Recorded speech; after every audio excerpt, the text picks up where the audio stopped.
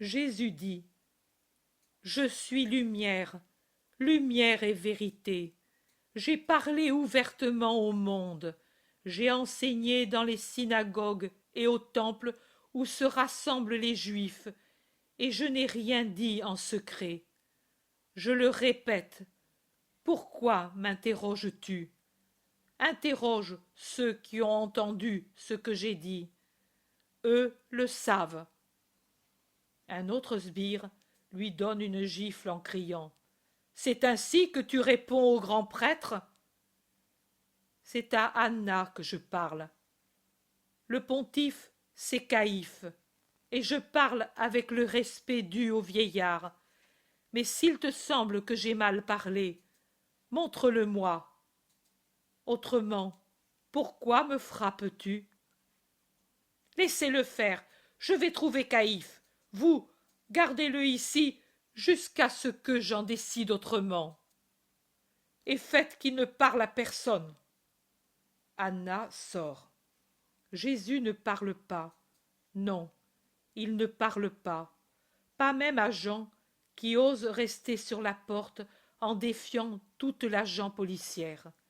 Mais Jésus doit, sans parole, lui donner un commandement, car Jean, après un regard affligé, sort de là, et je le perds de vue. Jésus reste au milieu des argousins. Coups de corde, crachats, injures, coups de pied, les cheveux arrachés. C'est ce qui lui reste jusqu'au moment où un serviteur vient dire d'amener le prisonnier dans la maison de Caïphe. Et Jésus, toujours lié et maltraité, sort de nouveau sous les arcades, les parcourt jusqu'à une entrée, et puis traverse une cour où une foule nombreuse se réchauffe à un feu, car la nuit est devenue froide et venteuse dans ces premières heures du vendredi. Il y a aussi Pierre avec Jean, mêlés à la foule hostile, et ils doivent avoir un beau courage pour rester là. Jésus les regarde, et il a une ombre de sourire sur sa bouche déjà enflée par les coups reçus. Un long chemin à travers les portiques et les atriums, et les cours et les couloirs. Mais quelle maison avaient ces gens du temple? Dans l'enceinte pontificale, la foule n'entre pas. Elle est repoussée dans l'atrium d'Anna. Jésus va seul au milieu des sbires et des prêtres. Il entre dans une vaste salle qui semble perdre sa forme rectangulaire à cause des nombreux sièges disposés en fer à cheval sur trois côtés, en laissant au milieu un espace vide, au-delà duquel se trouvent deux ou trois fauteuils montés sur des estrades. Au moment où Jésus va entrer, le rabbi Gamaliel le rejoint, et les gardes donnent un coup au prisonnier pour qu'il cède l'entrée au rabbi d'Israël. Mais celui-ci, raide comme une statue hiératique, ralentit, et en remuant à peine les lèvres, sans regarder personne, demande: Qui es-tu? Dis-le-moi.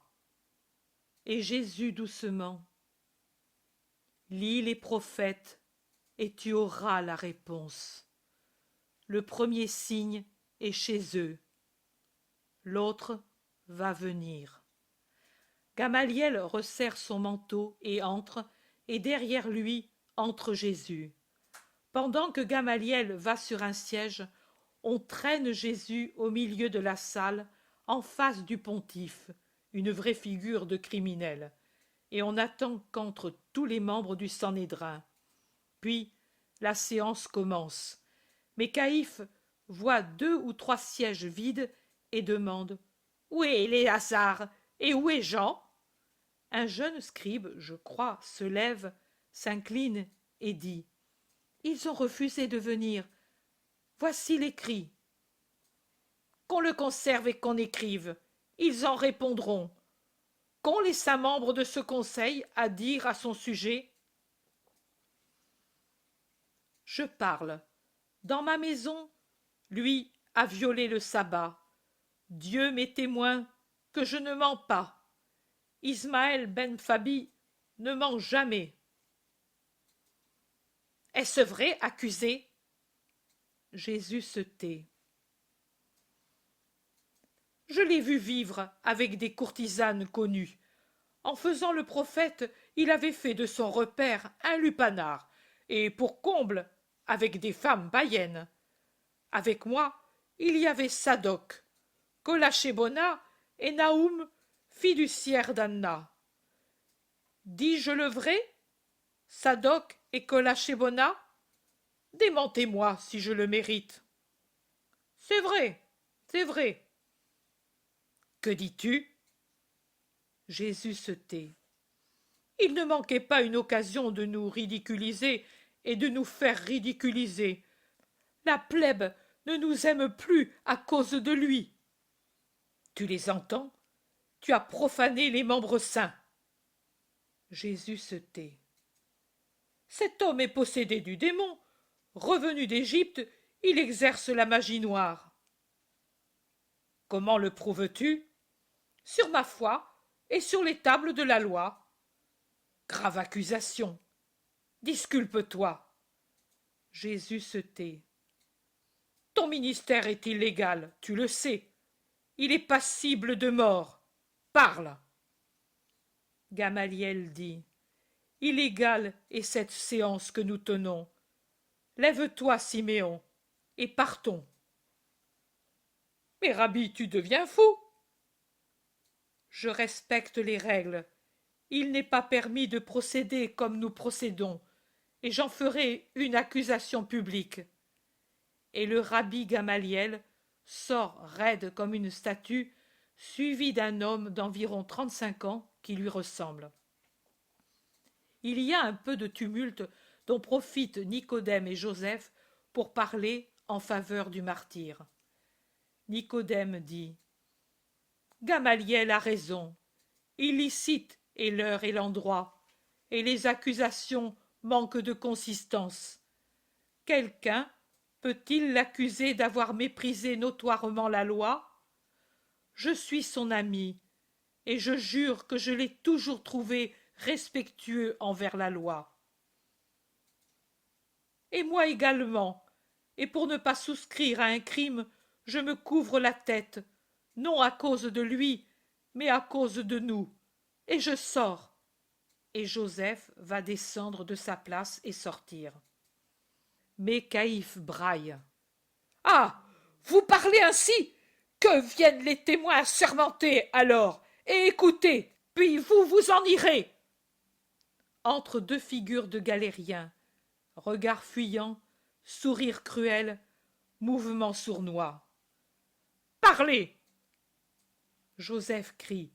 Il n'est pas licite de les entendre ensemble. Je suis le grand prêtre, je commande. Et silence! Joseph donne un coup de poing sur la table et il dit « Que s'ouvrent sur toi les flammes du ciel. À partir de ce moment, sache que Joseph l'Ancien est ennemi du Sanhédrin et ami du Christ.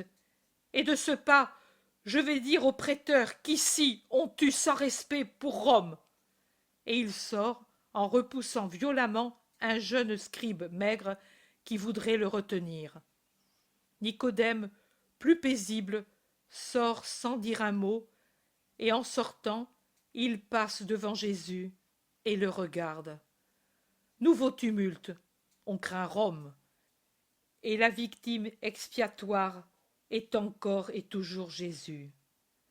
C'est à cause de toi, tu vois, tout cela. Tu es le corrupteur des meilleurs juifs, tu les as prostitués. Jésus se tait. Que parlent les témoins? Crie Caïphe. Oui, celui-ci usait Nous le savions. Comment s'appelle cette chose? Le tétragramme, peut-être. Voilà, tu l'as dit. Il évoquait les morts. Il enseignait la rébellion pour le sabbat et la profanation pour l'autel. Nous le jurons. Il disait qu'il voulait détruire le temple pour le reconstruire en 3 jours avec l'aide des démons. Non, il disait il ne sera pas fait par l'homme.